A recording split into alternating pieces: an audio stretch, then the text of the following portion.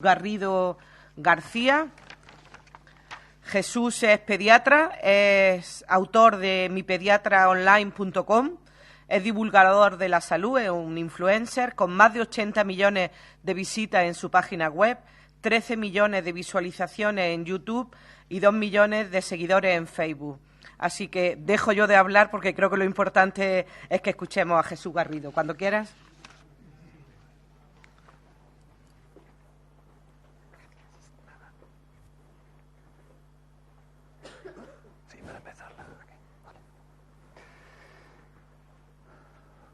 Bueno, como han dicho, pues soy pediatra, llevo ya 10 años en Internet haciendo divulgación, empecé un poco por casualidad y como antes decía Carlos Mateo, la verdad es que la información que nos encontramos hoy en día en Internet, pues bueno, muchas veces deja bastante que desear y en eso yo suelo decir que la responsabilidad es de los que se supone que sí tenemos esa información y no dedicamos algún tiempo por lo menos a darle divulgación, porque Google siempre ha querido dar buena información. De hecho, el objetivo de Google y de cualquier buscador es poner en los primeros puestos aquella información que fuera más fiable, más al servicio de aquel que está haciendo la búsqueda para que encuentre información válida. Pero si nadie se dedica a hacer esa información válida, es fácil que la basura oculte aquello que de verdad funciona. Cuando empezamos a hablar de este tema, a mí me dijeron que viniera a dar una charla, que participara en la mesa, y yo pensé en ese momento en hacer precisamente este punto porque coincidió algo que me había pasado a mí como experiencia personal en las redes sociales. Entonces lo voy a poner como ejemplo de lo que significa estar como profesional en Internet y dar visibilidad a lo que estás haciendo. El Internet 2.0 es una cosa que, bueno, ha supuesto un cambio radical, porque antes teníamos un Internet en el cual solamente las instituciones tenían capacidad de generar contenido y dar divulgación, pero hoy en día cualquiera puede hacer eso. Los profesionales sanitarios tenemos una capacidad y es la de que podemos ponernos ahí y generar contenidos, pero eso significa que nos tenemos que exponer públicamente y que nos vamos a hacer objeto de crítica de las opiniones que puedan tener los demás sobre nosotros. Nos estamos quitando la coraza que tenemos en la consulta en la cual hablamos paciente a paciente y nos estamos encontrando con que ya habla y que te conteste quien quiera desde la posición en la que está. Eso significa que además lo que tú dices se va a abrir a un debate. Y esto yo lo descubrí cuando empecé a entrar en Internet porque, por ejemplo, en temas de puericultura las cosas que yo empecé a decir en Internet fueron las que a mí me habían enseñado durante la especialidad. Y la verdad es que estaban desfasadas, no, lo siguiente. Y vemos también que en el Internet 2.0 se da mucho a la radicalización de posturas, porque hay mucho de bandos, en el cual, por ejemplo, cuando hablamos del tema de los bulos, pues hay quien defiende que efectivamente el limón es lo mejor de este planeta y quien se pone en la contraria y parece que es que nos metiéramos cada uno en una trinchera y empezamos a lanzar granadas. Y entonces, al final lo que hacemos cuando nos ponemos en esa postura es que acabamos poniéndonos en una guerra en la cual nos estamos poniendo a la altura de aquel que también lanza las granadas. Y en medio está el paciente, en medio está, en el caso de los pediatras, el niño sobre el cual van a actuar. Y es el más indefenso y ahí está cayendo información de todo tipo. Entonces empezamos a tener una postura algo más humilde y empezar a hablar de por qué respaldamos lo que estamos diciendo y empezamos a convencer a la gente, pues esta guerra está perdida, porque hay mucho de lo malo. ¿El afán de protagonismo tiene importancia? Pues claro que sí. Es decir, en el momento que un profesional entra ahí y empieza a dar divulgación y empieza a ver que tiene seguidores, ¿quién no tiene ego? ¿A quién no le afecta eso? ¿Quién no hace que al final, a la hora de comunicar de una manera o de otra, no pienses cómo va a influir eso en la popularidad que estás consiguiendo? Pues unos más y otros menos, pero influye. El tema del Internet, punto 1, como decíamos, es la generación cualificada y en el punto 2 tiene el riesgo de que nos exponemos como profesionales. El debate, todo el mundo puede opinar, como profesional sales de la zona de confort y eso significa que como vas a exponer públicamente eso que estás diciendo en la consulta de uno a uno a los pacientes, te puedes encontrar con que hay críticas. Y esas críticas tienes dos opciones.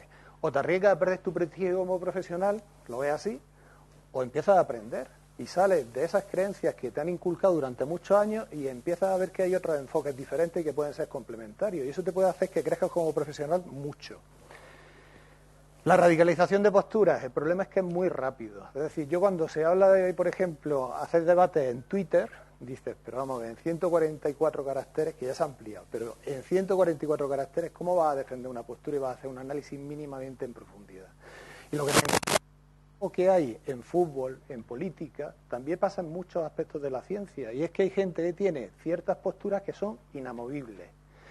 Todo esto se resume al final en que cuando empezamos a hacer campañas de salud nos vamos mucho al eslogan, porque el eslogan es muy efectivo y a la hora de defender ciertas cosas que queremos que lleguen a la población, que se entiendan y que tengan impacto en la forma en la que actúan, pues nos sirve el eslogan. ¿Qué pasa cuando llegamos al afán de protagonismo? Pues que las redes sociales son maravillosas. En el momento que tú empiezas a publicar algo puedes ver una cuantificación inmediata, una gratificación, y por eso los adolescentes que son de gratificación inmediata se vuelven locos con las redes sociales y con conseguir me gusta. Los profesionales sanitarios no somos diferentes en eso. Entonces eso puede hacer que tú modifiques mucho la forma de actuar y que te acabes convirtiendo más en una estrella mediática que en un profesional que está haciendo divulgación. El gran dilema, ¿qué pasa cuando ya tienes cierta capacidad de proyección pública y te encuentras con que hay una idea que todo el mundo está de acuerdo, que todo el mundo comparte, que todo el mundo se suma a un coro y sin embargo tú dices, bueno, pues estoy encontrando cada vez más pruebas de evidencia que me están diciendo que esto a lo mejor no es la postura correcta? Entonces, ¿qué haces? ¿Te pliegas al eslogan, sigues con el eslogan o entras en conflicto? Esto cuando lo decimos así, a nivel teórico, pues a lo mejor todos estamos de acuerdo, pero si entramos en un ejemplo concreto, no sé a lo que os dedicáis cada uno de los que estáis aquí, pero creo que en el ejemplo concreto que voy a poner va a haber más de uno que no esté nada de acuerdo conmigo, y vamos al fútbol y al partido político. Aclaraciones previas antes de empezar con ese ejemplo. Yo soy defensor de la lactancia materna. Precisamente por ser defensor de la lactancia materna es por lo que he conseguido gran parte de la fama que yo tengo en redes sociales. No como alguien que te dice es malísimo que no le des leche a tu hijo de la tuya porque si estás haciendo eso va a ser diabético, va a tener alergia. No. ¿Tú quieres darle lactancia materna a tu hijo? Yo tengo que ayudarte a que soluciones los problemas de la lactancia. Porque tú quieres hacerle una pena que por no tener un consejo adecuado pierda esa posibilidad con las ventajas que sí que tiene para tu hijo, pero no porque no hacerlo sea malísimo. Yo no tengo ni la capacidad ni el derecho de coaccionarte. Yo tengo la capacidad de asesorarte y apoyarte en una decisión que tú libremente tomas porque crees que es lo mejor para él. Yo en mis artículos, de hecho, no tengo ninguno en el que defienda las ventajas de la lactancia materna, sí muchos en los que explico cómo hacer que esa lactancia funcione. Pero hay una recomendación de la OMS del 1 de mayo de 2001 en la cual se dice que la lactancia materna exclusiva hasta los 6 meses. Esto se podría añadir como el 11º mandamiento de la ley de Dios. A ver quién tiene narices en redes sociales de contravenir eso. A lo largo de los últimos años, desde 2001, ha habido varios profesionales sanitarios que han estado diciendo que, bueno, que esto tiene sus matices.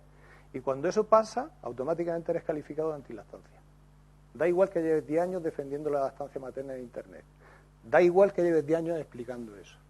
Y sin embargo, cuando analizas un poco qué hay ahí, pues te encuentras con que es un informe de la OMS que lo que hizo fue un metaanálisis a fecha de 2000, con lo que había entonces, y que los expertos dicen que no pueden llegar a conclusiones claras, que no es concluyente. Y entonces se basan en otro estudio que hizo la Organización Mundial de la Salud en Honduras, en el cual lo que hacían era ver qué pasaba con la lactancia materna exclusiva, si se prorrogaba hasta los 6 meses o se introducía la alimentación complementaria antes. Y se vio que era mejor para la supervivencia de los niños en un país en desarrollo porque evitábamos las infecciones gastrointestinales y porque conseguíamos que si no había comida suficiente alimentando a la madre podíamos alimentar a la madre y al niño. Eso se ha extrapolado y se ha hecho un eslogan que está teniendo más impacto en los países desarrollados que en los países en vías de desarrollo. ¿Y eso tiene alguna consecuencia negativa? Ya los propios expertos decían que habría que analizar más a fondo si hay, por ejemplo, carencias a nivel de micronutrientes o problemas en el desarrollo que puedan afectar por hacer eso. Eso se ha estudiado. Y hoy en día, 15 años más tarde, 18 años más tarde, tenemos información que nos dice, por ejemplo, que cosas en las cuales ni siquiera se planteaban, como si eso influía o no en las alergias, hemos visto que la introducción tardía de la alimentación complementaria aumenta de forma evidente las alergias. Y que hacer, por ejemplo, estudios en los cuales te dicen que eso es así, hay ya un montón, tenéis todos los metaanálisis que queráis. Basándonos en algo que era un consenso de expertos que desde el punto de vista de evidencia está al final de la pirámide, hemos hecho que muchos estudios, muchos metaanálisis en los cuales nos dicen que, hombre, que tiene sus matices y que esos matices tenemos que aclarárselos a la población porque tiene influencia sobre la salud real, nos encontramos con que eso no hay quien lo diga. Otra de las cosas que yo también defiendo en redes sociales es el baby led weaning. El baby led weaning es una forma de introducción de la alimentación que consiste en vamos a quitar todas las normas que habíamos puesto en la alimentación infantil durante muchos años de forma Bueno, yo creo que esto puede funcionar, yo creo que lo otro, y vamos a empezar conociendo primero por qué la naturaleza hace lo que hace durante el periodo de evolución de los niños, por qué los instintos van apareciendo en el orden que van apareciendo. Y cuando nos damos cuenta de que eso está basado en un estudio que son 7.500 millones de habitantes con todos sus descendientes y sus antecesores, vemos que a lo mejor es el mejor estudio clínico que podemos hacer. Y nos damos cuenta de que esto no existía tampoco cuando se hizo la recomendación de la OMS, que si en ese momento nosotros hacíamos la introducción de alimentación complementaria en un niño que tomaba toda la lactancia materna, le metía una papilla de cereales, otra de carne con verdura, otra de fruta y otra de cereales, te acababas de cargar la lactancia en un mes. Listo. Si tú haces introducción con Baby Led Weaning, lo que come el niño el primer mes de Baby Led Weaning no llega al 5% de su nutrición. El 95% sigue siendo lactancia materna. Pero el niño empieza a tener contacto con esos alimentos de forma precoz, cuando todavía no tiene infecciones, lo que hace que no se desencadenen alergias, sino tolerancia, y conseguimos además que el niño tenga una tendencia a alimentarse, que ya está ahí, la atendemos simple y llanamente, y consigue todos los micronutrientes que está empezando a tener carencia de ellos, de forma que la prioridad es la variedad frente a la cantidad, porque la cantidad de los macronutrientes me lo sigue garantizando la leche materna. En 2001 no se sabía entonces qué es el BLV, no se sabía que la introducción de los alimentos de forma tardía favorece las alergias, que la introducción precoz con BLV y no con puré reduce las alergias, amplía la variedad de la dieta a largo plazo, reduce la obesidad, reduce los atragantamientos y encima, en los estudios, aumenta la duración de la lactancia materna, porque hay muchas madres que tienen que incorporarse al trabajo y tener una alternativa de alimentación de su hijo, hace viable el mantenimiento de la lactancia materna con una alimentación completa que no tira de purés, que van a acabar con la lactancia materna. Estudios, como os decía, que digan esto. El que a mí me abrió los ojos fue un estudio que publicaron en 2012 en la Universidad de McMaster, en el cual, por ejemplo, retrasar la introducción de los lácteos hasta los 6 meses multiplica por 3 la alergia a la leche de vaca. Si lo hace hasta el año, multiplica por más de 10 la alergia a la leche de vaca. Pero metaanálisis, como os digo, ya tenemos todos los que queramos. El resultado es que al final, ¿qué? Pues que cuando estás en Internet y tienes que decir estas cosas, prepárate el chubasquero. Opción B, no lo digas. Piensa en tu popularidad y di, yo me estoy ganando la vida aquí diciendo que soy defensor de la lactancia materna y a ver a quién beneficio yo diciendo lo contrario, ¿vale? Este niño es un niño que con 5 meses ya lo veis. Este es un niño de mi consulta, ¿vale? Es un niño que los padres han dado autorización para que pueda poner la foto, ¿vale? Y esto es lo que dice la naturaleza que hay que hacer. A este niño nadie le vendió la moto. Este niño desde los 3 meses y medio, 4 meses echaba mano porque quería probarlo todo porque su instinto le decía que eso era así. Si yo en el día a día, en mi consulta, esto es lo que le explico a los pacientes, ¿por qué en redes sociales, en Internet, esto me lo tengo que callar? Para preservar mi popularidad. Ante esta disyuntiva, todo el que se dedique a redes sociales como profesional se va a encontrar antes o después. Yo prefiero apostar por la honestidad. Lo que defiendo en el paciente a paciente, tengo que defenderlo en público. Me llueva lo que me llueva.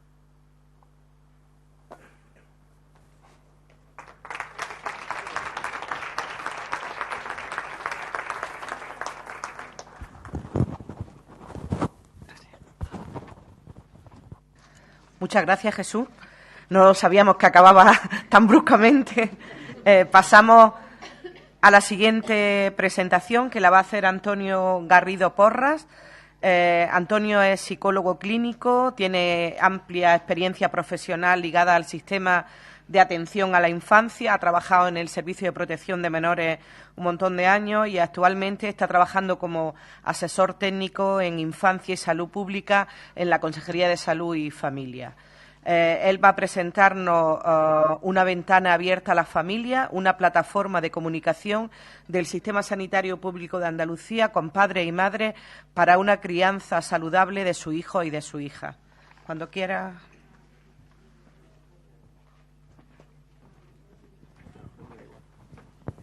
Si se va a querer quedar aquí. Lo que te sea más cómoda.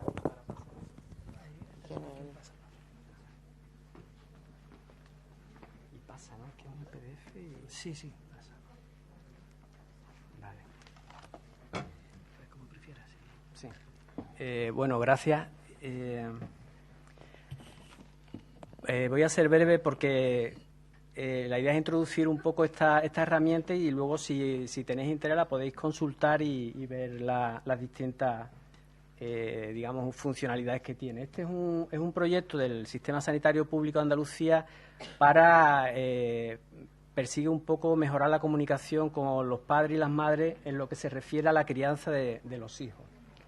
Ese es el aspecto de la plataforma. En principio aborda los contenidos fundamentales, tienen que ver con la salud infantil, con la crianza, con los hitos evolutivos y con aquellos aspectos que mejoran la sensación de autoeficacia, de confianza de las familias en la crianza, ¿no? En un momento en que se aprecia que los padres y las madres han perdido sensación de confianza, de satisfacción en la crianza y todo eso. En principio se enmarca como herramienta en un conjunto mayor de estrategias que tiene el Sistema de Salud de Andalucía, dirigido al grupo de población que es infancia, de 18 para abajo, que es aproximadamente el 20% de la población, y que hemos puesto ahí el programa de salud infantil y adolescente, el clásico programa Niños Sanos, como una especie de eje vertebrador de un conjunto de proyectos, de programas de distinto alcance, distinta magnitud, de distinta evolución en el tiempo, pero que configura un marco más amplio de atención. Y ahí veis el logo de la ventana abierta a la familia como una estrategia que voy a contextualizar un poco el sentido, porque más allá de la dimensión o del aspecto técnico, tecnológico, cobra más sentido si desde el análisis que nosotros hacemos y que de alguna manera tiene que ver con la apreciación que hacen los profesionales, que hace el sistema, de cierta dinámica de cambios en la epidemiología de los problemas de salud infantil. Se han mejorado, se han cubierto relativamente bien retos de salud que existían hace 30 o 40 años en la población infantil. En parte, pues tiene que ver con la mejora de los recursos, con la mejora de las condiciones de vida, con todo el programa de la estrategia de vacunación, etcétera, etcétera.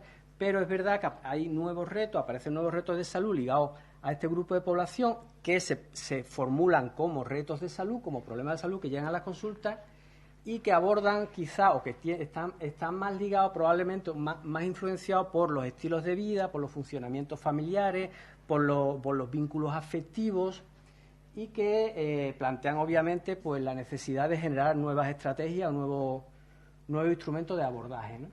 Por otra parte, la propia cultura o técnica ligada a la salud infantil ha ido incorporando como nuevas visiones, nuevas perspectivas que dan una visión más amplia, ¿no?, del abordaje que tiene que tener la salud y el bienestar infantil, pues desde el punto de vista, ahí relacionamos algunos, la humanización de la atención, todo el marco de derechos de la infancia, la visión del ciclo vital, que de alguna manera orienta que las inversiones más costo eficientes son las que se hacen en las primeras etapas de la vida, porque generan fortalezas para el resto de la vida, o al revés, vulnerabilidades, fragilidades.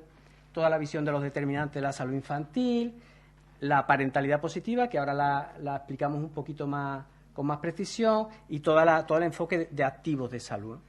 Por decirlo así, un enriquecimiento del catálogo de visiones, de perspectivas de los profesionales y de la atención a la salud infantil como más contemporánea y como más, amplia, ¿no?, holística.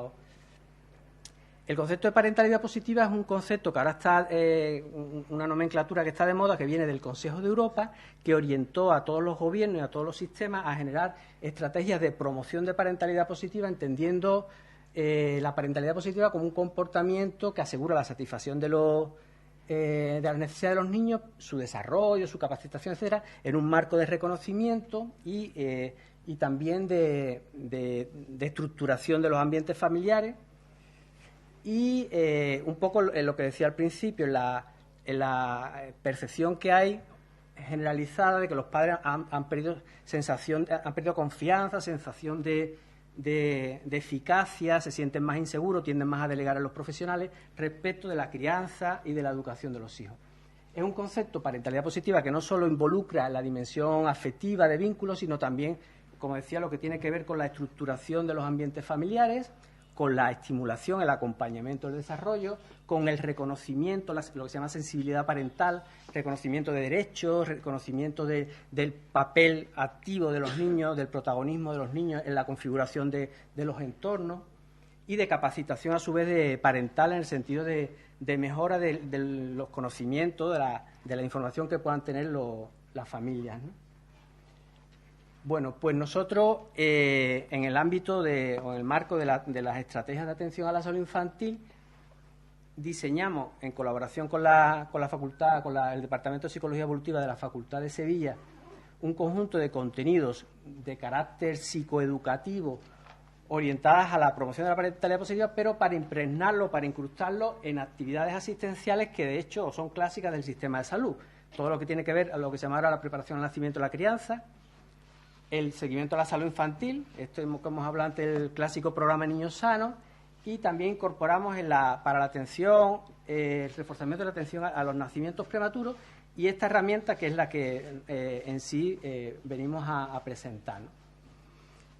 Ventana Abierta a la Familia es una plataforma web que está llena de contenidos ligados, como digo, a la salud y al bienestar infantil, que van desde, que recorren todo el ciclo vital y que abordan no solo aspectos relacionados con los problemas de salud, sino también con el desenvolvimiento cotidiano de los ambientes familiares, de los hitos evolutivos, la actividad física, la alimentación, todo eso, ¿no?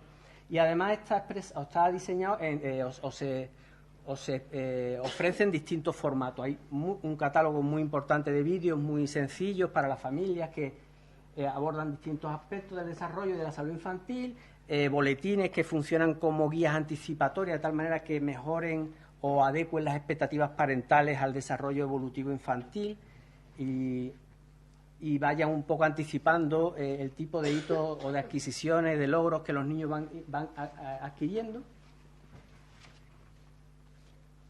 Ya digo, hay montones de guías por temáticas, por momentos evolutivos, etcétera, vídeos, etcétera. Pero lo más quizás singular del proyecto tiene que ver con la posibilidad que tienen los padres y las madres de inscribir a su hijo, de tal modo que a partir de la inscripción, da igual el momento en el que la hagan, bien al nacer o si el niño tiene 3 años, se genera una especie de agenda de salud personalizada respecto de ese niño. Y a su vez pueden formular dudas y consultas sobre la situación, algún aspecto de salud o de convivencia o de educación, etcétera, que se les responde.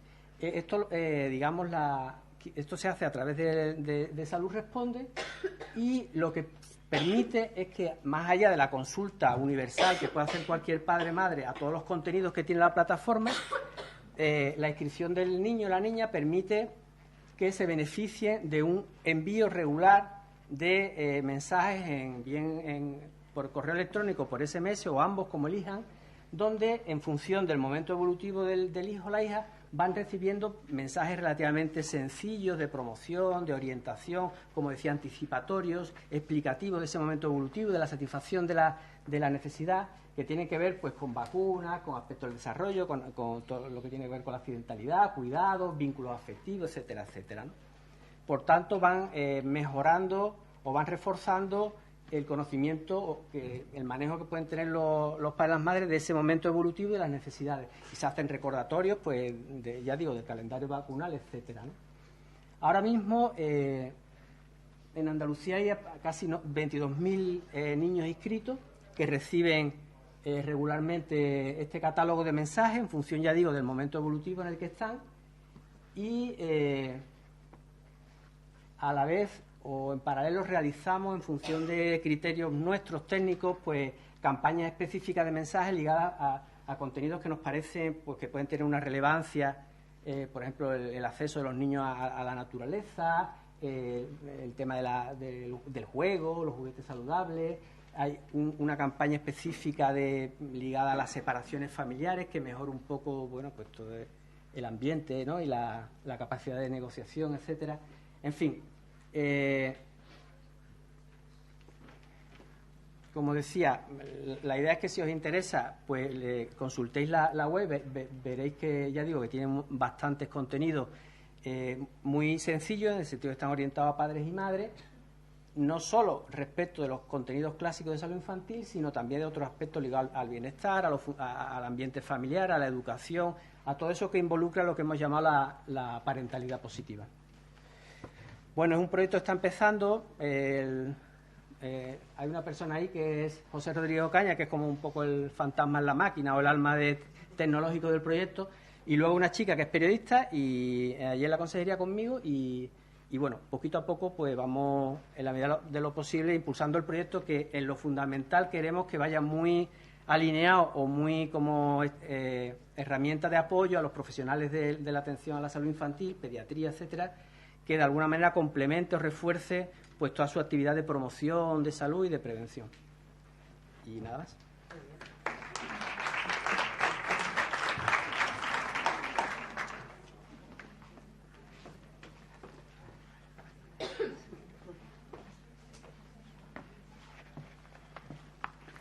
Muchas gracias, Antonio.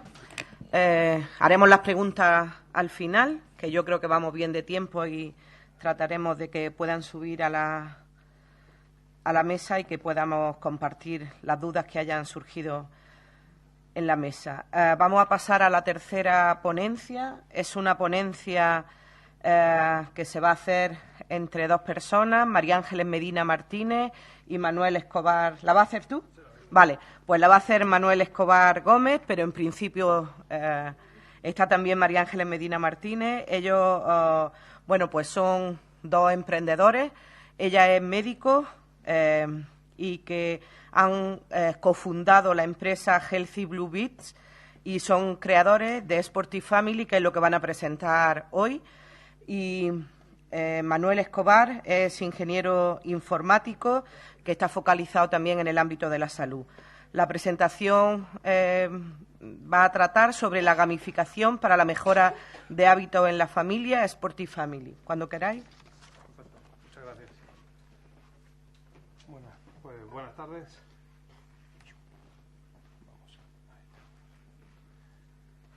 Bueno, nosotros formamos parte de la mesa de divulgación de la información y promoción de la salud, ¿no? Pero nos han invitado a hablar de gamificación, entonces, siendo la hora que es, todo el día lleváis aguantando, pues vamos a intentar animarnos un poco jugando, ¿no? Y os vamos a poner a jugar en un par de ocasiones. La primera es fácil, la vais a saber seguro. Hay que descubrir el personaje.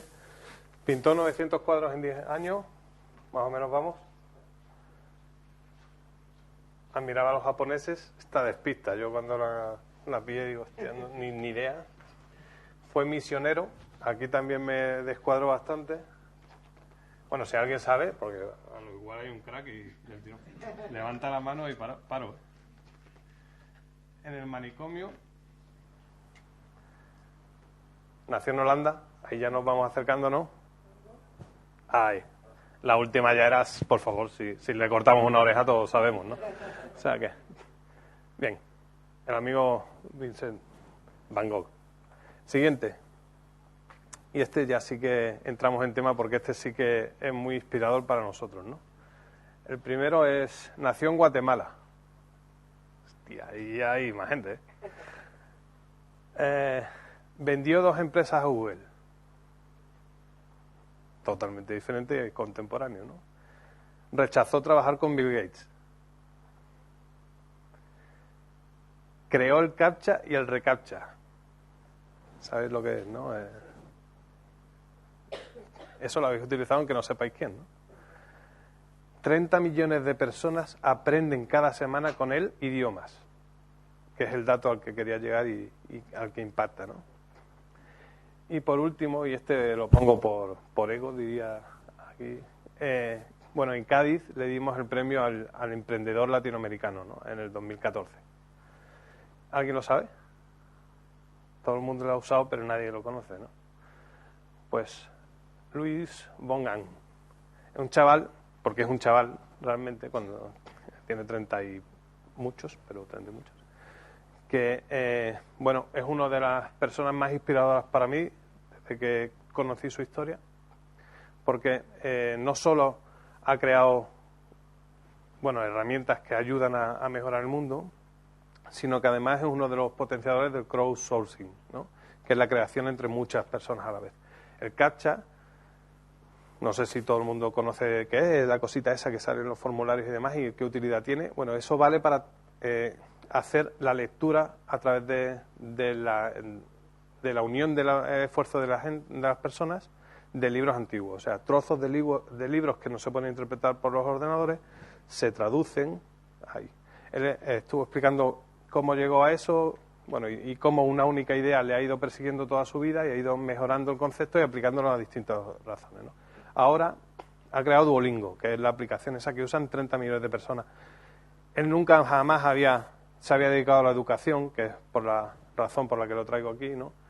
Y bueno, vio que la barrera que había en Guatemala para acceder de un lado a otro era la barrera idiomática. O sea, si tenías un segundo idioma podías acceder a mejores trabajos, y era una forma de ayudar a la sociedad. Entonces creó una aplicación que hacía eso, ¿no?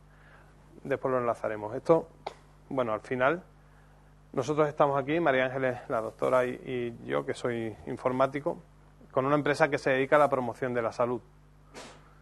A la promoción de la salud, y que ha hecho ya varias aplicaciones que utilizan la gamificación o ludificación para sus usuarios, para motivarlos y moverlos, ¿no?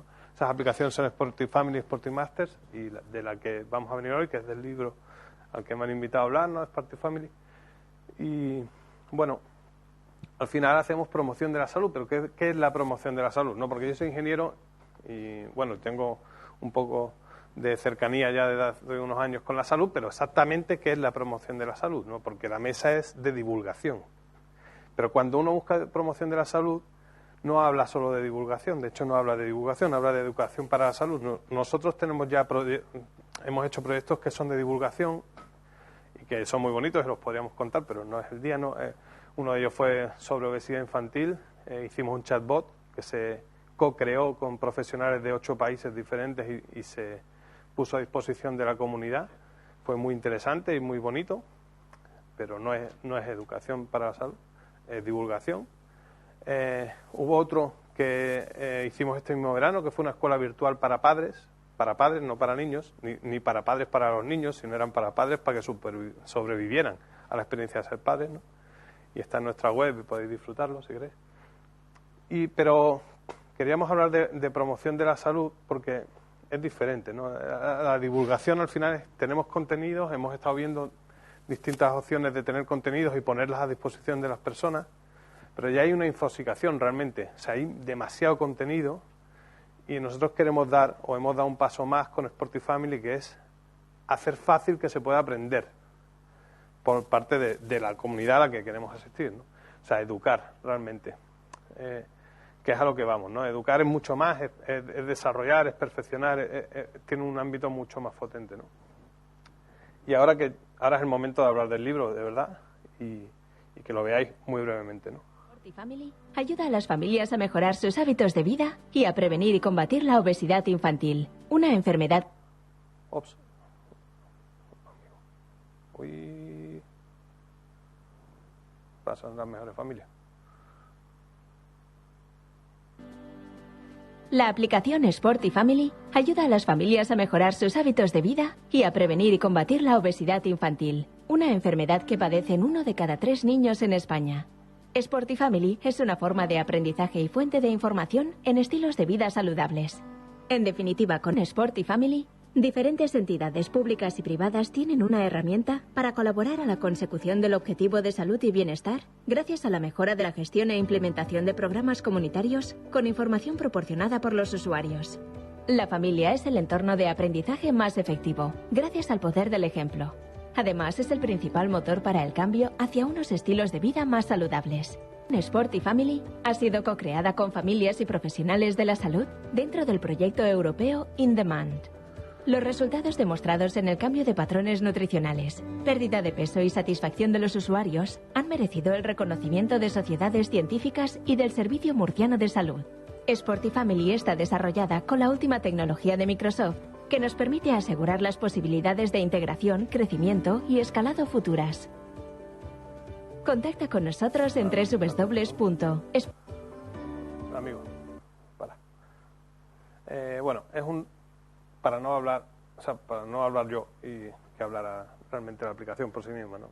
Hay 3 pilares fundamentales en la promoción de la salud y en el trabajo contra la obesidad infantil, que es la actividad física, que fue con la primera aplicación que empezamos. Nosotros gamificábamos solo actividad física, promovíamos la actividad física en los chavales, en niños, para que lo utilizaran individualmente, sin ningún adulto que supervisara su actividad.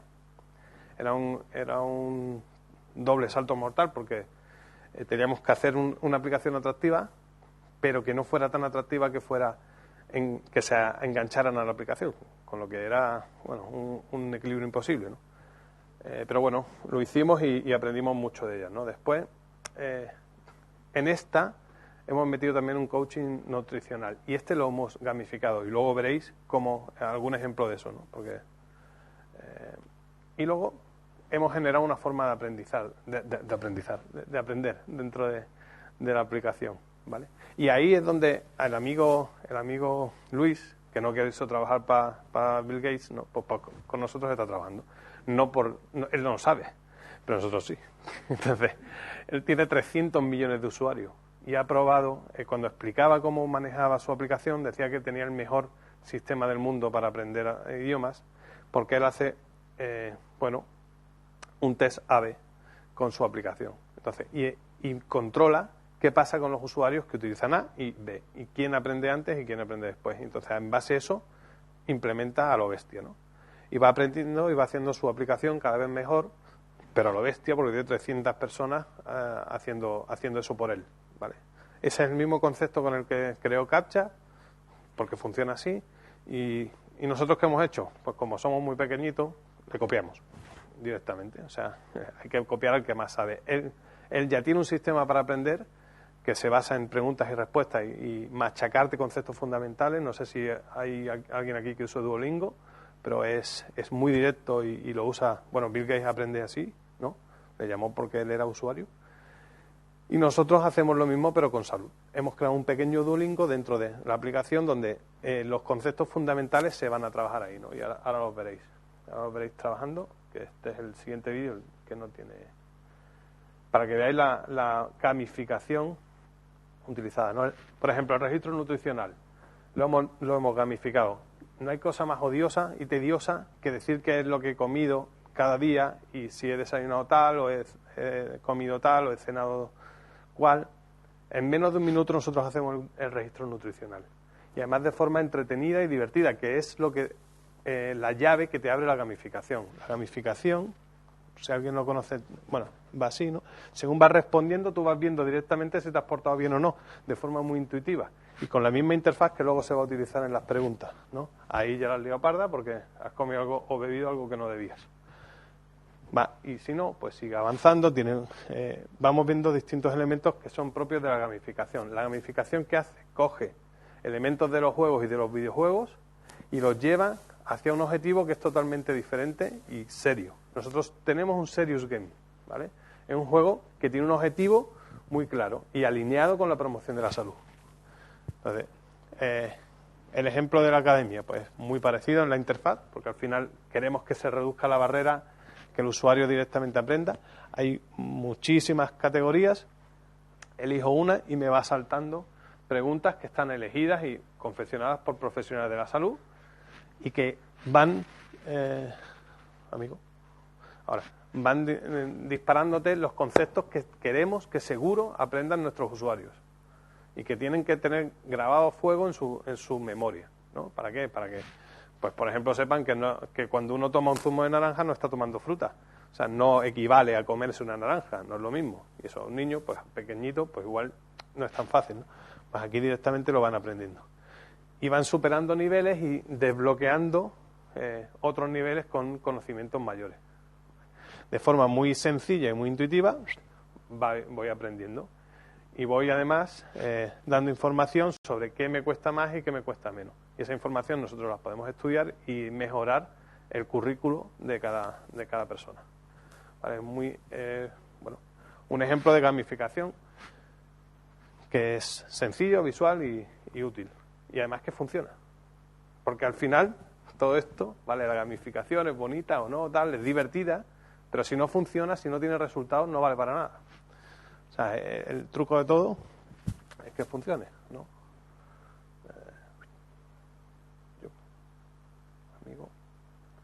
Porque, y aquí, la gamificación no es algo que se haya inventado ahora, o sea, ya hay mucho escrito. Esos dos son dos ejemplos de libros que recomiendo a cualquier persona que se quiera iniciar en la gamificación. El primero es gamificación genérico, habla de salud pero muy poco, y el segundo es específico y tiene muchísimos ejemplos y referencias, y bueno, es ideal para empezar y aprender y ver los límites que tiene también la gamificación, ¿no? Y los peligros. Pero lo que decía antes, resultados, ¿no? Ayer cuando venía para acá, para Granada, bueno, escuché la noticia y hoy no he podido parar en meternos, ¿no? Estos son los Nobel de Economía de este año. Y les han dado un premio porque, bueno, básicamente porque se dedican a probar qué funciona y qué no funciona. O sea, aplican el método de la industria farmacéutica a temas que tienen que ver con reducción de la pobreza. Y tienen un caso de control, comunidades con caso de control, y las aplican y lo miden, y lo que funciona lo replican. O sea, es lo mismo que en Cacha, lo mismo que intentamos hacer nosotros, ¿no? Y es un pequeño guiño, porque nosotros tenemos resultados, pero nos gustaría tener muchísimos más resultados e implementarlo en muchísimos más sitios. Y entonces, como hoy sabía que íbamos a tener aquí una audiencia proactiva o chula y que era capaz de innovar, pues bueno, además que no hemos trabajado, yo soy de Cádiz, pero no hemos trabajado todavía en Andalucía. A mí me encantaría tener la oportunidad de implementar esto aquí, porque al final estamos trabajando con Murcia y con otras comunidades, pero no aquí. Y entonces me venía perfecto para invitaros a ayudarnos a tener más casos de medición, ¿no? Y de éxito. O sea, que brindar la aplicación y nuestra solución y nuestra experiencia al futuro y poder hacer cosas con vosotros. Sin más, y para lo que queráis, aquí lo tenéis.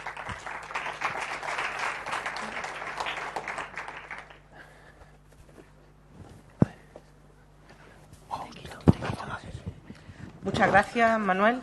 Y por último damos paso al último ponente, el profesor Joan Carles Mar, que conocido va a presentar el proyecto de Escuela de Pacientes, que él es profesor de la Escuela Andaluza de Salud Pública, y como sabéis, el proyecto Escuela de Pacientes es un proyecto de la Consejería de Salud y Familia que se desarrolla desde la escuela, y Joan Carles pues es uno de los médicos que tiene más influencia en las redes sociales dentro del ámbito de la e-salud y un convencido de que la e-salud puede ser el camino que nos lleve al cambio que necesita el sistema sanitario actual.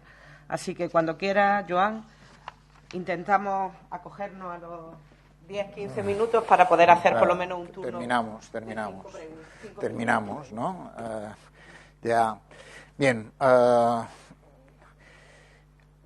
Bien, yo voy a hablar de un proyecto, probablemente lo conocéis. Es un proyecto, la Escuela de Pacientes es un proyecto que me encanta, digo de entrada, ¿no? Es un proyecto que nació hace 11 años. Nació en un coche, discutiendo unos y otros, y realmente es un proyecto basado en lo presencial. Es un proyecto presencial, en la cual, nació todo el mundo. Es un proyecto de formación entre pacientes, entre los cuales pacientes enseñan a pacientes. ¿Y qué enseñan? Enseñan basado en su experiencia, su vivencia. Son expertos en su experiencia como pacientes de diversas enfermedades. En estos momentos tenemos aulas en alrededor de 20 y tantos ámbitos, y alrededor de eso trabajamos, ¿no? Y prácticamente el 98% han sido formados en el ámbito de tú a tú, de igual a igual entre pacientes, ¿no? Por tanto, ¿por qué hablamos en una historia de eHealth, ¿no? Porque probablemente, básicamente nacemos por una idea de trabajar en un paciente más activo, más empoderado, más participativo, que sabemos, los resultados dicen que un paciente más empoderado, más participativo, más activo, tiene resultados mucho mejores en la salud. Por tanto, digo, ya, por favor, los sistemas tienen que plantear que necesitamos que los pacientes estén más activos, estén más participativos y tengan un papel mucho mayor en el sistema sanitario, en el sistema global, ¿no? Y todo eso en un entorno, decía eso, el año pasado cumplimos 10 años, los celebramos desde la perspectiva de ser pacientes basados en la experiencia, y donde la idea es que gente que ha pasado una enfermedad enseña a otros respecto a su buena experiencia con ella, ¿no? Bien, eso lo sabéis, no voy a contar mucho más, ¿no? La idea es que siempre tiene el apoyo de los mejores profesionales y que eso ayuda a esa historia, y que es una formación básicamente con un enfoque positivo, holístico, que intenta trabajar aspectos globales como la salud. No es importante solo determinadas cosas que vemos los sanitarios, sino que son muchas más cosas. Son importantes la familia, el entorno familiar, las relaciones familiares y sociales, la sexualidad, también la alimentación, el ejercicio físico, ¿no? Pero todo ese compendio de cosas son los que realmente ayudan a generar una buena visión global, huyendo de la medicalización, que muchas veces caemos en ella, y produciendo básicamente gente que produce conocimiento con otra gente, ¿no? Yo cuando digo los pacientes dan clase, o los pacientes son los profesores, me equivoco. Los pacientes conducen grupos donde hay pacientes, y entre ellos trabajan y mejoran su poder, su conocimiento, sus maneras de abordar, sus maneras de afrontar, sus maneras de intentar cambiar las cuestiones que les afectan, ¿no? Básicamente, por tanto, es cómo yo me siento capaz de afrontar la vida con mí o con mis enfermedades, ¿no? Eso es básicamente lo que somos, ¿eh? Más de 20.000 pacientes formados presencialmente. En todas estas áreas, las que están de colores es porque son las clásicas, las antiguas, las que hemos trabajado de siempre. Las nuevas son las que están en blanco, probablemente porque han ido naciendo y creciendo alrededor del trabajo ¿no? Y básicamente todo eso se hace ¿dónde? En los centros sanitarios. Básicamente en los centros sanitarios. ¿Con quién? Con pacientes normalmente que trabajan, que profesionales dicen, este es interesante, este vale la pena, este puede ayudar, y gente de asociaciones de pacientes, gente voluntaria que ayuda a poder avanzar en eso, ¿no? Con 650 pacientes que son esos profesores, entre comillas, o profesoras de la escuela de pacientes, ¿no? Y trabajamos en 3 campos. Una, las emociones, tema gran olvidado de, ¿no? ¿Quién trabaja las emociones? Digo, en las consultas, en los tal. Por tanto, trabajar las emociones. Estas emociones o las que salgan, normalmente se trabajan en función de las cosas que salen en las sesiones, de lo que viven, de lo que sienten, de lo que cuentan, de lo que expresan. Por tanto, esos son un poco los elementos. 2, el tema de los autocuidados, elementos tal, y también de los activos en salud. ¿Qué hay en mi entorno? ¿Qué me puede ayudar? ¿En qué cosas puedo tirar de ellos para poder conseguir ser mejores y más saludables, ¿no? En esas historias hicimos cosas, digo con perdón Manuel, hicimos cosas con vosotros, es decir, que nosotros nos apuntamos a todas y también trabajamos con vosotros un reto que era hacer kilómetros o metros o alrededor de fomentar lo saludable en ese sentido. Por tanto, agradezco que estéis aquí, porque cuando decías tal, digo, nosotros. Y tercero, ¿no? La gran historia del apoyo entre iguales, ¿no? Y básicamente, el apoyo entre iguales se basa en apoyar retos. ¿Qué es lo que le pedimos a un paciente? ¿Qué reto te planteas? ¿Qué reto te planteas para esta semana? ¿Qué cosa que no haces hasta ahora puedes plantearte, ¿no? Y eso de que te planteas ese reto es algo que el resto de la gente te ayuda a conseguirlo. Te ayuda a conseguirlo o te ayuda a ver cómo puedes minimizar los déficits por no conseguirlo, ¿no? Que también, ¿no? Y eso es básicamente en lo que trabajamos, con esos principios, ese grupo grande de gente, etcétera, ¿no? pero básicamente para tomar las riendas.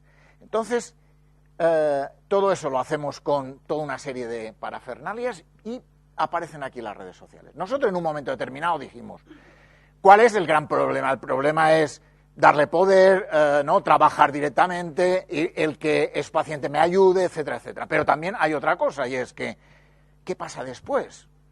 ¿Qué pasa después de la consulta? ¿Con quién contacto? ¿Con quién hablo? ¿Con quién me relaciono? ¿No? Y básicamente el canal más utilizado por los pacientes de la Escuela de Pacientes se llama WhatsApp. No, lo digo porque no es un canal propio de la Escuela de Pacientes, es un canal que los pacientes después de un taller, ¿cómo se contactan entre ellos? Por WhatsApp.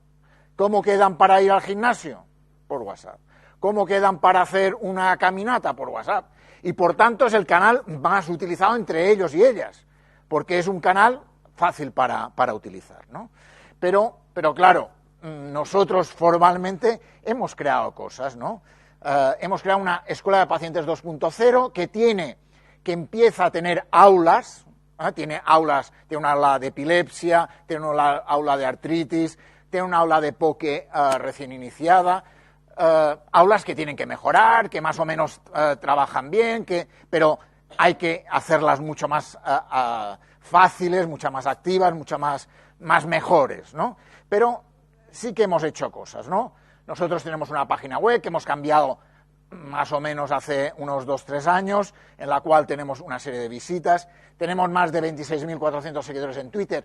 ¿Básicamente para qué? Los pacientes cada vez están más en Twitter también, ¿eh? No es que no creo que estén en Twitter, pero la verdad es que nos sirve para contar las cosas que hacemos, ¿no?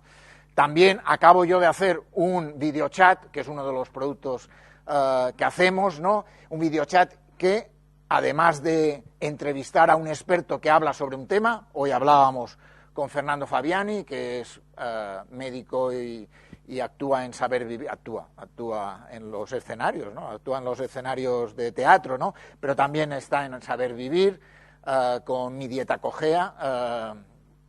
Mi Dieta Cogea es el nombre, se llama Aitor, no me acuerdo, ¿no? Aitor no me acuerdo. Y al mismo tiempo que se emite por streaming, al mismo tiempo lo tuiteamos, ¿no? Y por tanto, eso nos permite llegar a más gente, a más gente. Por tanto, una cuenta muy importante que en algún momento estábamos lo segundo institucionalmente detrás del Ministerio de Sanidad, lo cual no está mal, ¿no? Pero probablemente eso no es suficiente, ¿no? Entonces, nosotros, ¿qué trabajamos también, no? Tenemos una página de Facebook donde tenemos más de 1.000 interacciones diarias. Y eso es un elemento que genera mucha interacción, mucha ayuda. Gente pide cosas, pregunta cosas, le damos ayuda a determinadas cosas. Y eso es un elemento que es importante destacar. Hacemos, antes decía, más de 90 videochats que han contestado a más de 5.000 preguntas que nos han enviado los pacientes por blog, o por Twitter, o por Facebook. Nos envían preguntas y ¿qué hacemos? Les contestamos. ¿Con quién? Expertos. A veces el experto es un paciente experto, también. Normalmente son expertos, profesionales expertos. Pero básicamente hay 90 entrevistas a personas en un modelo televisivo, casero, pero televisivo en ese sentido de que contesta las preguntas que los pacientes nos han enviado previamente, ¿no? Tenemos 378 vídeos que lo han reproducido más de 1,5 millones de veces. Tenemos más de 2,5 millones de personas que han entrado en los blogs que tenemos de la Escuela de Pacientes. Más de 2,5 millones de personas que han leído alguna cosa. A lo mejor han entrado y se han salido, pero probablemente han leído. Tenemos 886.000 gente que ha visitado el blog Cocinar Rico y Sano, que cada viernes normalmente, si no hay problema, hay una o varias recetas saludables que pueden ayudar a cualquiera, ¿no? Por tanto, lo que hemos ido es creando diferentes cuentas. La última es el Instagram, ¿no? Que vamos subiendo poco a poco, pero creemos que puede ayudar a hacer cosas y creemos que hacer más. Y tenemos otro de los canales últimos que hemos planteado, que es un canal de podcast. Un canal de podcast donde entrevistamos a pacientes, Entrevistamos a pacientes que nos cuentan su vivencia, cómo le diagnosticaron, qué hace, cómo ayuda a otras personas. Y gracias a José Rodríguez Ocaña, que está ahí, ¿no? Pues montamos todas las semanas casi, ¿no? Incluso hoy acaba de salir uno con el motivo de Anto. El motivo de Anto es el nombre en Twitter o en Instagram, que vale la pena oír, y hay entrevistas maravillosas que te permiten entrar en la vivencia del paciente y que por tanto nos puede ayudar a todo eso, ¿no? En congresos hemos tenido más de 20 millones de impresiones, en uno que hablábamos de más que pacientes, tuvimos 24 millones de impresiones, tenemos algunas aplicaciones. Bueno, está claro que hemos hecho muchas cosas, ¿no? Pero vamos a hacer otras. Vamos a hacer otras. Es decir, yo para mí es una de las líneas en las cuales más trabajo de la Escuela de Pacientes, pero tenemos un futuro que no sé si es el bueno o no, pero es el que haremos, ¿vale? O el que vamos a hacer, ¿no? Un futuro en el cual vamos a trabajar en este momento el Servicio Andaluz de Salud nos ha marcado 5 enfermedades, enfermedades, no sé si son enfermedades, pero vamos. Diabetes, hipertensión, obesidad, insuficiencia cardíaca y EPOC. Y tenemos que trabajar con esos 5 ámbitos y básicamente, ¿qué es lo que vamos a hacer? Vamos a trabajar en algunas áreas prioritarias y allí lo que estamos trabajando por ejemplo, lo hemos trabajado con pacientes y profesionales, qué materiales necesitan, con qué contenidos para poder mejorar mi salud, ¿no? Mi salud en el día a día de la vida, ¿no? Entonces, lo que vamos a hacer a partir ya, a finales ya de este año, ya hemos hecho las reuniones con profesionales y pacientes, ya tenemos los informes hechos para poder abordar esas historias y vamos a empezar a grabar material audiovisual para que los profesionales sanitarios puedan tener en su historia clínica, que lo tendré que ver, ¿no, Fran? Eso, ¿no? Va a poder ser, seguro, ¿no? Y en la cual podrán recetar a través de una aplicación que hay que crear una aplicación, podrán recetar pequeños vídeos, infografías, ¿no? Materiales para que el paciente pueda, en esas 5 enfermedades, en esos 5 motivos, enfermedades, factores de riesgo o lo que se llamen, para poder ahondar, ¿no? Bien, y básicamente eso, ¿no? Eso va a ser un poco el futuro. Y yo terminaría. ¿Y todo esto funciona? Funciona, ¿no? ¿Seguro? Los resultados que hemos hecho, los resultados de la formación para el autocuidado, hace todo eso. Mejora la autoeficacia, mejora el estado de ánimo, disminuye el miedo al futuro, disminuye la preocupación por su salud, mejoran las relaciones sociales y familiares, mejora la práctica de actividad física y de dieta saludable,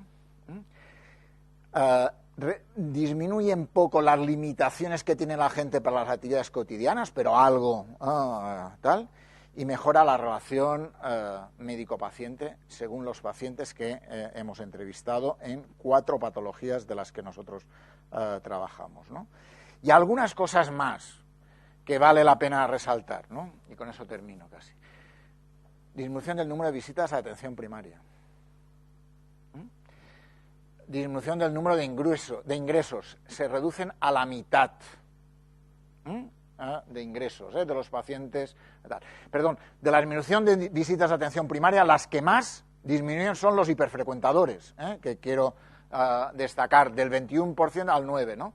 Disminuyen las urgencias de 3 a 1.6, es casi la mitad, Por tanto, me parece tal, ¿no? Y eso mejora el cumplimiento terapéutico, es lo que sale, y disminución de las bajas laborales. Las bajas laborales, ¿no? Básicamente, construimos un escenario sin entrar en el tema medicamentos, que es un tema que afecta de forma importante, y me parece que había una reducción por paciente año de unos entre 12 y 14.000 euros, y no entrábamos en la medicación, Por tanto, por paciente, por 20.000, básicamente lo que nos pagan para hacer este proyecto, ¿no? Básicamente, ¿no? El futuro, más o menos, el futuro está por construir, ¿eh? He contado algunas líneas de futuro. Nosotros vamos a mantener la línea de podcast, la línea de videochats, vamos a hacer más materiales con la idea de poder ayudar a la gente. Nosotros vamos a mantener los espacios presenciales, vamos a trabajar más con profesionales para que trabajen con pacientes, para ayudar directamente desde el centro cercano y, básicamente, y con todo eso, intentar conseguir algo que probablemente nos ayude, aquí no hay nada, ¿no? Nos ayude, no hay. Nos ayuda a conseguir que este proyecto, que es un proyecto muy bonito, de estos que te dan alegría solo de entrar en él, pues consigamos cada día que los pacientes estén más sanos, básicamente. Muchas gracias.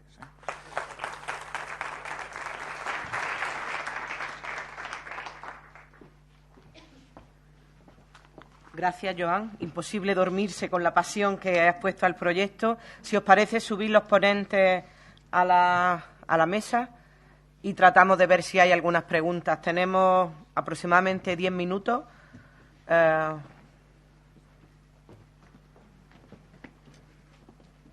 Sentaros.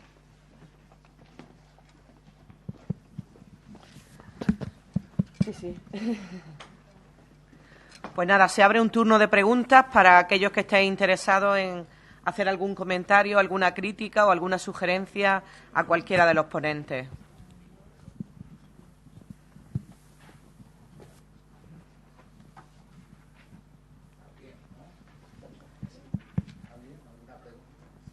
Sí. Sí, para usted. Bien, hablaba de 5 líneas que tienen en estudio, ¿no? Cinco líneas que vamos a potenciar. ¿Cómo? Cinco líneas que nos han planteado que Sí. Bien. Nosotros tenemos un acuerdo con el Servicio Andaluz de Salud y nos dice eso. Vale, sí. Yo pertenezco a fibromialgia y me gustaría saber qué proyectos tiene la escuela al respecto, aparte de los que ya estamos llevando a cabo, si se va a seguir potenciando, se va a seguir trabajando en ello.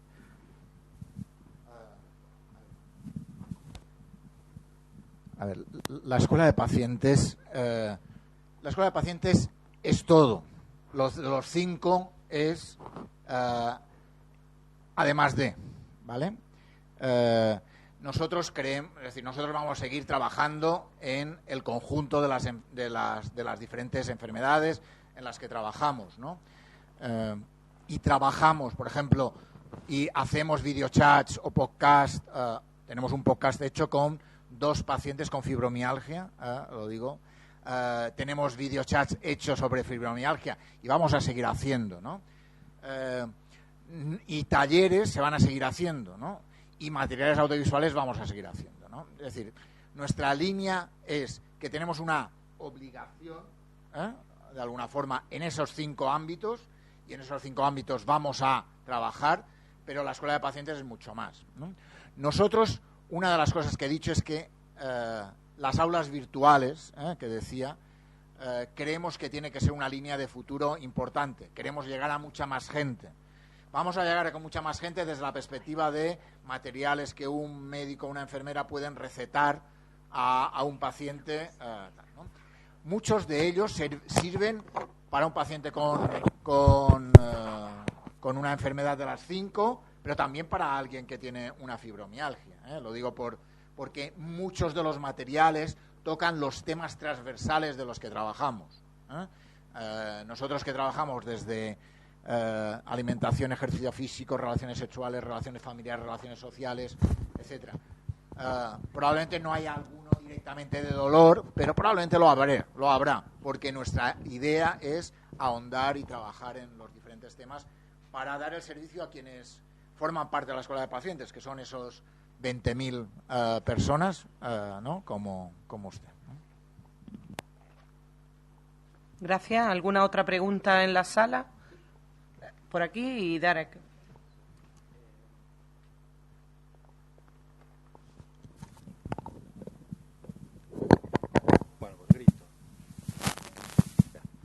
a los gamificadores. ¿Funciona igual en niños, en adolescentes y en adultos?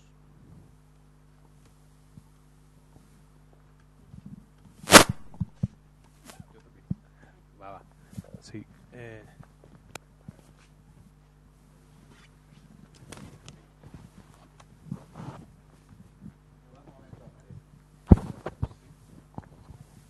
Sí. A ver si ahora... Ahí. El ser humano juega desde que casi nace hasta que casi muere. O sea, el juego en sí no deja de funcionar. Lo que no va a funcionar igual es la gamificación. O sea, la misma estrategia de gamificación difícilmente cumpla lo que decían los juegos de MB cuando los veía yo en la televisión, de 0 a 99 años. Es complicado.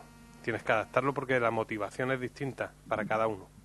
Pero la técnica, que al final la gamificación es una técnica, es aplicable a todos.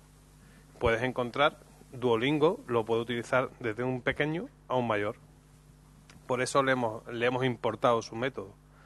Pero nosotros tuvimos 2 aplicaciones, como hemos mencionado, porque Sporty Revolution era para niños, específicamente para niños. Y los mayores, cuando la utilizaban o jugaban con ella, veían que querían otras cosas. Entonces creamos Sporty Masters y se adaptó la gamificación hacia otros ámbitos y tal. Pero ambas estaban integradas y al final competían con los mismos puntos, con lo que podían interactuar aunque tuvieran una interfaz, digamos, diferente. O sea, la gamificación no tiene límites si está bien ejecutada y bien diseñada. Un teléfono o un micro no te da capacidad de comunicación. Es una herramienta. Por eso hay que leerse libros, hay que hacerse cursos, tal. O sea, nadie, por usar gamificación, tiene un mayor poder de convicción, no, o de motivación, no. Tienes que usarlo bien, tienes que alinearlo con tu estrategia, tienes que tener un objetivo muy claro, tienes que medir los resultados y tienes que iterar y ir adaptándote a lo que los usuarios te digan.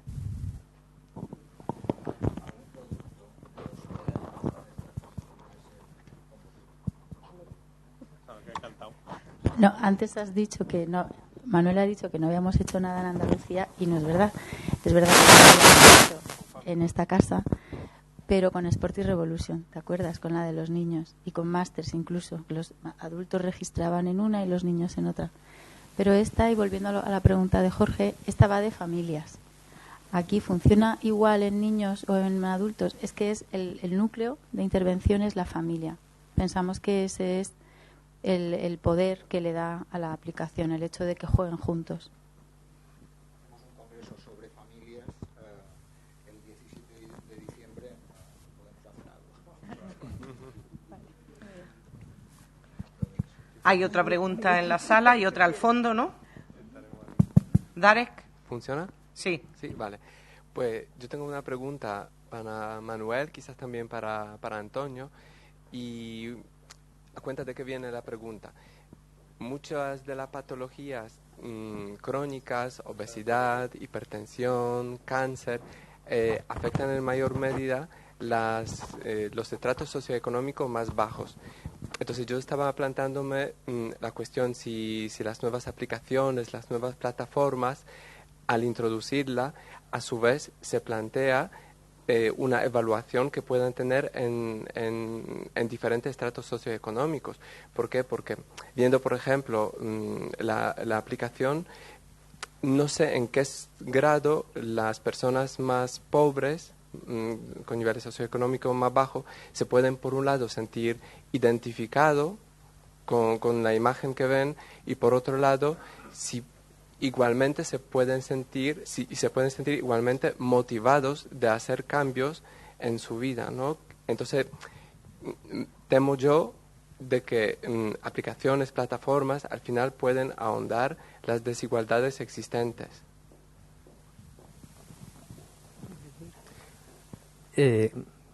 Buena pregunta. Realmente, con relación específicamente a Ventana Abierta a la Familia, como tiene una aplicación que se utiliza a través del móvil, realmente el móvil es una herramienta bastante extendida, ¿no? Pero sí es verdad que obviamente todos los problemas de salud tienen un gradiente ligado a la desigualdad muy importante. Aquí se ha hablado antes de todo el tema del sobrepeso, la obesidad, todo eso. Y por eso yo en la presentación que hice enmarqué un poco la herramienta técnica o tecnológica en una visión de la salud infantil que tiene que obviamente contemplar pues todo lo que hoy solo se hablan como determinantes, ¿no?, de la salud respecto de un grupo de población que es particularmente vulnerable. La infancia es el grupo de población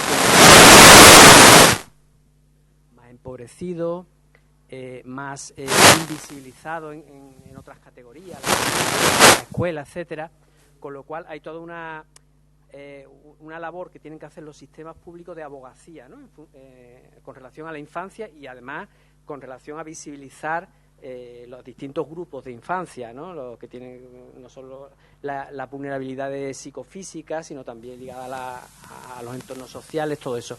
Realmente la sociedad contemporánea se han vuelto muy, muy hostiles, ¿no?, los entornos urbanos para los niños. Por eso incorporamos mucho contenido psicoeducativo ligado a los estilos de vida, a los entornos, a las funciones parentales, a los funcionamientos afectivos, más allá de la visión clásica, ¿no?, de la salud infantil que tenga que ver, que también lógicamente se contempla, ¿no?, con vacunas, con otro tipo de... Y de hecho la mayoría de las consultas que hacen las familias a través de la plataforma tiene que ver con dificultades relacionadas con los hitos evolutivos, con la crianza, con la adquisición del lenguaje, ese tipo de cosas, pero que lo fundamental vinculan más a eso, al funcionamiento de vida, a los estilos, a los entornos, etcétera, ¿no? No sé si he respondido bien. Por aquí. Hablabas de desigualdades, ¿no? De nosotros que precisamente estamos focalizados en obesidad infantil. Como sabes, es una condición que afecta más a capas sociales más bajas. Entonces, precisamente porque estamos muy concienciados de eso, sabemos que nuestro foco está precisamente ahí, hemos intentado hacer una aplicación que rompe la barrera de la desigualdad a través de la tecnología. Y no es un farol, es que, como decía antes Antonio, pues un teléfono móvil es muy accesible. Pensamos que por alguna manera por ahí podemos entrar a esas familias. Al menos un teléfono móvil en cada familia sí que hay. Entonces, bueno, pues es un tema que nos toca mucho a nosotros. A ver, el ejemplo que ponía de Guatemala es real. O sea, el Luis cuando vendió la primera...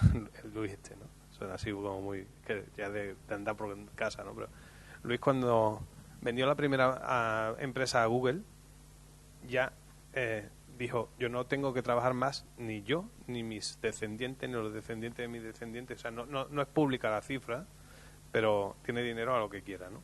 Cuando vendió la segunda, pues imagínate, y después se tiró una semana en su casa sin hacer nada. Y dijo, es que no sé hacer esto.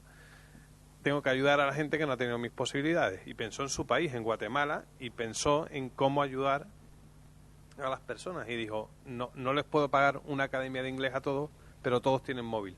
Entonces, si yo consigo hacer una aplicación que en el móvil puedan aprender un idioma, estaré multiplicando la posibilidad de empleo de mis conciudadanos, digamos, a lo bestia. Y fue su idea. O sea, el móvil no es una barrera. Si vas a África, ves personas que no tienen muchos recursos, pero tienen móvil. La conexión a Internet sí es una barrera. Nosotros estuvimos con nuestra aplicación en México y en México tenías un uso universal de smartphone, pero conexión móvil, depende, ¿no? En las zonas rurales pues no tienes un 3G o 5G, vamos, ni se lo plantean. Esa barrera sí la tenemos, ¿no? Pero bueno, nosotros intentamos minimizar eso. Y, por ejemplo, en la parte de recompensas, o sea, tenemos retos y tenemos recompensas. Las recompensas no son... Intentamos que sean experienciales, es decir, que cualquier persona la pueda vivir y no tenga un sesgo por el estrato social al que pertenezca, ¿no? Eso es una barrera enorme.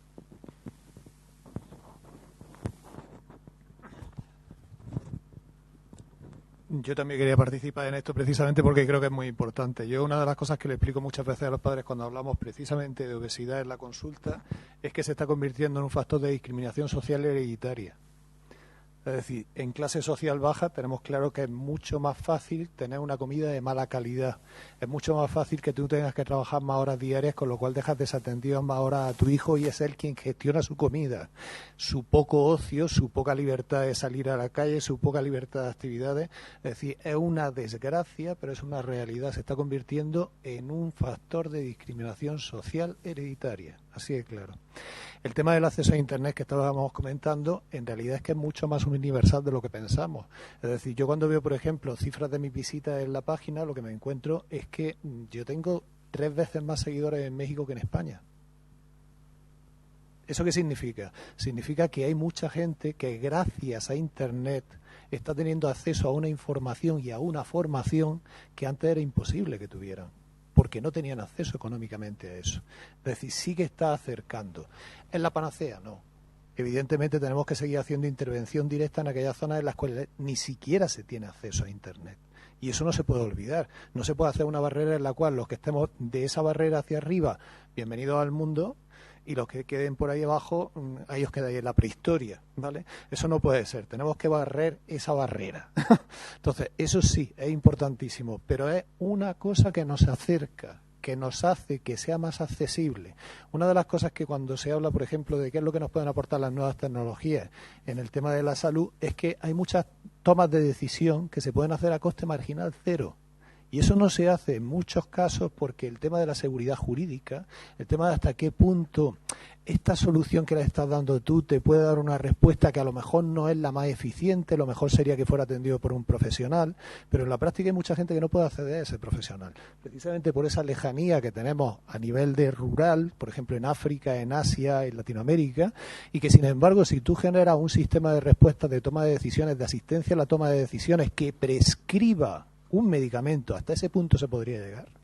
Eso puede mejorar el acceso a la salud de mucha gente, porque el coste marginal es cero, lo cual quiere decir que de verdad sí que puede suponer barrer esa barrera. Entonces sí que se pueden hacer muchas más cosas, y muchas de las cosas que no acabamos de hacer no es porque no tengamos capacidad técnica para hacerlas, sino porque nos da mucho miedo desde el punto de vista de repercusiones legales. Pero si queremos de verdad barrer esa pobreza, tenemos una herramienta bestial. Tenemos que quitar muchas barreras legales también, pero tenemos una herramienta bestial y desde luego que es el camino para conseguir eso. Bueno, muchas gracias. Vamos a hacer una última pregunta breve, con respuesta breve porque estamos fuera de tiempo.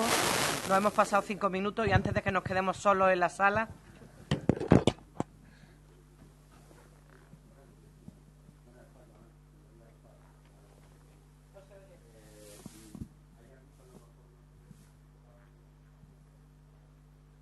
No se oye, ¿eh?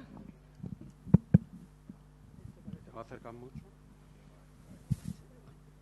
¿Este sí va? Sí. A ver, es para ti, Joan, ya lo sabes. Tenía la pregunta para los gamers, pero la tengo que reducir, entonces nada. Mira, hay una cosa, está enfocado en el tema de los pacientes, una magnífica idea, pero normalmente lo que a lo mejor podríamos transmitir, no sé si a lo mejor en ese sentido puede haber tecnología entre profesionales sanitarios, el tratar de la alfabetización entre profesionales sanitarios hacia los profesionales mismos sanitarios, es decir, algo parecido a lo que se hace a nivel de pacientes, pero con las tecnologías. No sé si eso se ha planteado o ya existe o se tiene en vista, porque yo creo que esa alfabetización digital en los profesionales sanitarios es vital y más con lo que está llegando. Tienen que perder ese miedo, tienen que afrontar eso como un reto y sobre todo apoyarse en eso de lo que son las tecnologías, que parece que es muy grande y hay que tomarlo con pausa, pero también con esa serenidad y calma, porque un error en el área de salud ya sabemos lo que puede suponer. No sé si eso en el enfoque o en los planes estratégicos dentro de la Escuela de Salud, a lo mejor no tienes tú la respuesta, pero me gustaría saber si hay un enfoque en ese sentido, porque yo creo que más de uno de los profesionales que hay aquí alrededor tienen esa inquietud, sobre todo miedo, de decir, oye, ¿cómo voy a afrontar esto? Que a mí me han venido toda la mañana con temas 3.0, con temas 2.0, que yo no tengo ni idea de lo que es 3.0 y 2.0, y lo que veo es que hay mucha inteligencia artificial, pero no me llega a mí el pálpito de cómo abordarlo, ¿no? El proyecto Escuela de Pacientes es de pacientes, ¿vale? Que los profesionales tienen un papel importante, importante, es decir, que los profesionales tienen que... nosotros trabajamos con profesionales también, para que trabajen con pacientes, ¿no? En ese sentido, es un reto, ¿no? Hay otros proyectos de la escuela que trabajamos temas de alfabetización digital, ¿no? Hay un proyecto, un proyecto que tengo yo en concreto sobre alfabetización, ¿no? Y uno de los elementos que trabajamos, básicamente es un proyecto de concurso de iniciativas, pero ¿para qué un concurso? Para fomentar que la gente haga cosas, ¿no? No tiene más historia que esa, ¿no? Probablemente eso no basta ni mucho menos, ¿no? Pero es evidente que en ese ámbito y en el otro, en los dos ámbitos necesitamos mucha más inversión. Hay mucha gente. Yo ayer estaba dando una conferencia en Valencia, ¿no? Y me decía la gente de Valencia, decía, ostras, la gente no está en el 2.0, la gente eran los profesionales, era para profesionales, ¿no? Y es verdad, ¿no?, que hay que fomentar, motivar. Jornadas de este tipo tienen un objetivo que va por ahí, es decir, es fomentar que este mundo 2 o lo que sea más accesible, lo veamos como algo más fácil, menos locura, ¿no?, sino que forma parte del día a día, ¿no?, y que las actividades tienen que ser también 2.0, sin olvidar lo importante de la presencia, de la mirada, de los ojos, de todo eso que es tan importante en la relación profesionales sanitarios pacientes. Y también hay que fomentar que hay que hacer todo ese mundo mucho más fácil, mucho más accesible, mucho más cercano, para que todo el mundo lo utilice realmente y lo haga suyo. Bueno, muchas gracias a todos, a los ponentes y a los que habéis permanecido hasta el final de la jornada, y un aplauso para los que estamos aquí, para los ponentes.